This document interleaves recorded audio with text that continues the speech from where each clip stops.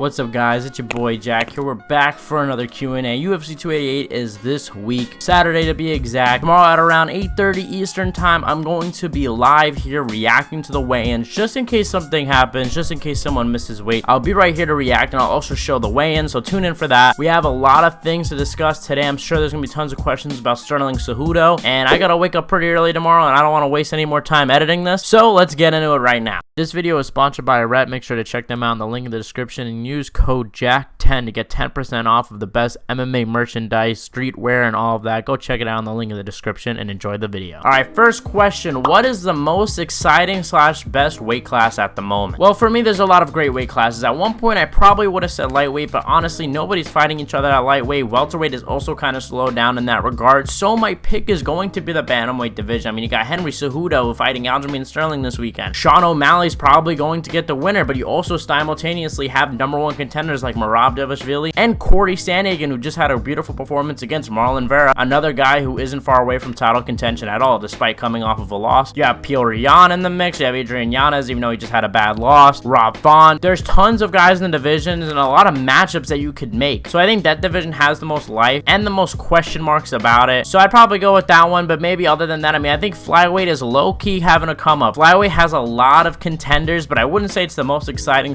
/ best yet, but I think it could be in a matter of a year or two. And I predicted that the women's flyweight division was going to be a competitive division soon, and I was right. It's now a very competitive division with Alexa Grasso now being champ, Valentina Shevchenko just being dethroned, while you have girls like Erin Blanchfield in the mix. But point is, I would probably go bantamweight. Would you rather get punched in the nads by Francis Ngannou or run over by John Jones in his Ford Escort? I should really start screening these questions before I just take screenshots of them. Probably pick the punch in the face, because I'll probably wake up. John Jones definitely has a chance of just killing me with his Ford Escort and then just driving away, so I probably not want that. Although I could sue him and maybe get some money. I mean, I think he did get paid a lot for that Cyril Gane fight, and then I sue him until he's broke, so he has to keep fighting and fight Sergey Pavlovich. That's a perfect plan, so maybe I will pick John Jones hitting me. Alright, question for the Q&A, and I want to say Jordan Bolton, always be asking questions. Anyway, the question is, what weight division is currently the most competitive? Can you rank where you think each weight class would fit into from most to least competitive? Like you said in your own question, that could be its own separate video, so if you guys want to see me rank them, I will. However, I will just give you the most competitive, and it kind of goes what I already said. Bantamweight. Bantamweight is the most competitive because nobody's fought each other yet, and there's so many fun matchups to make. Well, I feel like welterweight, we're kind of stuck in the loop, kind of stuck with the same contenders, as well as lightweight. I mean, Justin Gaethje and Dustin Poirier have been in the top 5 for how many years now? Like, come on. So I'd probably go with that one. Alright, Wayne asks, do you think Cejudo or Sterling have a chance against Volk? To be honest, no. Look, guys, I think that these two are both very small, especially Henry Cejudo. He's like 5'4". Granted, Volkanovski's 5'6", but saw Volkanovski defend takedowns from Islam. You could imagine he's probably going to do the same to Cejudo, and I think he's going to probably outstrike Cejudo. So I honestly think Cejudo has no chance to beat Volkanovski. I'm sorry, I don't mean to be a hater, but it's just my opinion. I think Sterling has a better chance, but I also think that it's not too far away from Henry Cejudo. I don't think he's going to beat Volkanovski. I think he's good at bantamweight. I think he should stay at bantamweight. He does seem to be pretty big for bantamweight, so that's why I kind of give him the edge. I feel like he can fit at the 145-pound division a little bit better, and he does have a height advantage against Volkanovski, but I just think Volkanovski is going to be too much. I think someone like Yair Rodriguez is the best chance at beating Volkanovski. I think it's going to be like a guy that's really fast, a younger guy, and I feel like that fight with Yair is really competitive, guys. I can't wait to do a prediction video about it because I don't know who I'm picking yet, but I might honestly go with Yair. But point is, no, I don't think any of these guys have a chance against Volk, and they both want to fight him, so it'll be interesting to see. Alright, next two questions. This is a double question. Do you think Alexander Volkanovski will beat Henry Cejudo if they fight? And if Izzy was to go up to light heavyweight, how well will he do? Well, the first question I just answered. Like I said, I should probably screen these questions before I just enter them, but I try to give you guys raw reactions. But yeah, I think Volkanovski pretty much beats Cejudo. I don't know if you would knock him out because Volkanovski doesn't exactly have knockout power. He did drop Islam though, and he's way bigger than Volkanovski, so who knows? Maybe you could knock him out. To be fair though, honestly, yeah, I could probably see him knocking out Henry Cejudo. I take back what I said because there's such a size disadvantage, and he has the height advantage. The only thing that makes it a little bit interesting is, yes, Henry Cejudo has really good entries, and we've seen Volkanovski struggle against guys that have been his height, like Chad Mendes. Chad Mendes dropped Volkanovski in their fight. But that's me nitpicking. I don't really think that Cejudo has a chance, to be honest. And I like Henry Cejudo, don't get me wrong, but I just don't see it happening. And to answer your second question, if Izzy was to go up into light heavyweight, how well will he do? I mean, look, the Yan fight was a really close fight. Like, that fight should not deter Izzy from going up to light heavyweight at some point. That was an extremely tough fight. I picked Yan to win going into that, and I thought he would finish Izzy, but Izzy did a lot better than I expected. And if you went up now, I mean, facing against Jamal Jamal Hill. That's a pretty good matchup for him. Yes, Jamal has power, but I believe Izzy has the height advantage, so he could maybe use his range and keep him at bay. And Izzy has power too. We saw him knock out Alex Pereira. I think Glover would be a bad matchup for him, but Glover's retired. Him and Yuri would be a fun fight. I think there's a lot of fights you could do with Adesanya at light heavyweight at the moment. I think he has a good chance at most of them. I'm not saying you would win most of them. I'm just saying I don't think it's necessarily a case where you're like, yeah, he definitely can't beat that guy. There's a few interesting matchups in the light heavyweight division for him. All right, next question. Tyler Sams asks, what has Irene Aldana done to deserve this opportunity? Well, I guess that's because I said she deserves it. I mean, look, she is coming off of a finish. She's in the top 5. And most of all, I just think she's a new matchup for Amanda Nunes. That's why I don't mind this matchup. And it is an interesting matchup. Irene Aldana has good boxing. We saw Amanda Nunes get rocked by Juliana Pena. Amanda Nunes seems to be kind of slowing down a little bit. I think this is a good matchup, and I think this could be a very close fight. I don't know who I'm picking yet. And she accepted the Raquel Pennington fight, so you gotta give her credit for that. It's not like she just sat around. She was willing to stay active. Obviously, that fight didn't go through because Juliana Pena had to pull out of the fight. But regardless, I actually like this matchup. I think it's a better matchup stylistically than Juliana Pena was, and I'm more excited for the fight because of that. However, I do think, and a lot of you guys got confused when I said this, maybe because I phrased it poorly, but I'm saying that Juliana would create a lot more hype than Irene Aldana is. They're not going to trash talk. I highly doubt it. But Juliana Pena seemed to be wanting to sell the pay-per-view. Now, I don't know if she's getting pay-per-view points. I doubt it. But I feel like around fight week, we could have accepted, been like, hey, it's not the best main event, but at least there's kind of entertaining. You know, you got Charles Oliveira on the card, Stephen Wonderboy Thompson on the card, but obviously the whole card has fell through, and now it's just kind of whack, except for that Charles Oliveira fight, which let's just hope stays intact. But honestly, I wouldn't even be surprised if that falls through, because let's be real, Charles Oliveira pulled out with an injury. I wouldn't be surprised if he re-injures himself, but I'm gonna stop talking because I don't want to jinx anything. All right, last question. Killtray asks, do you think the fight ends before the 4th round? And this is talking about the Henry Cejudo Aljamain Sterling fight. That's an interesting line, like an interesting betting line. I think it's very possible. It's risky to say, hey, it's gonna go to a decision. I do think it'll go to a decision, but I could also see it ending. I mean, I think there's 3 outcomes of the fight. I think there's a knockout from Cejudo, a submission from Aljamain, or a close decision for either guys. Like, that's why I think the fight is gonna come down to. Most likely, I think a close decision. But like I said in my breakdown video, I could see Henry Cejudo blitzing in, and sometimes Aljo is a little off balance. Maybe he hits him with a shot he doesn't expect, drops him. Maybe he's not necessarily hurt, but it just kind of looks like a knockdown because he was hit with the punch. But most likely, I would say no, but don't count that out either. But guys, that's the end of the Q&A. Thank you guys for watching. Every Thursday, we're going to be doing this, so leave it in the comment section below. We're back with these Q&As. I'm glad to be back with them. And tomorrow, we're live once again. I'm going to be trying to post a reaction to the press conference coming soon. As always, you guys are the best fan base in MMA. Thank you guys for watching, and I'll see you guys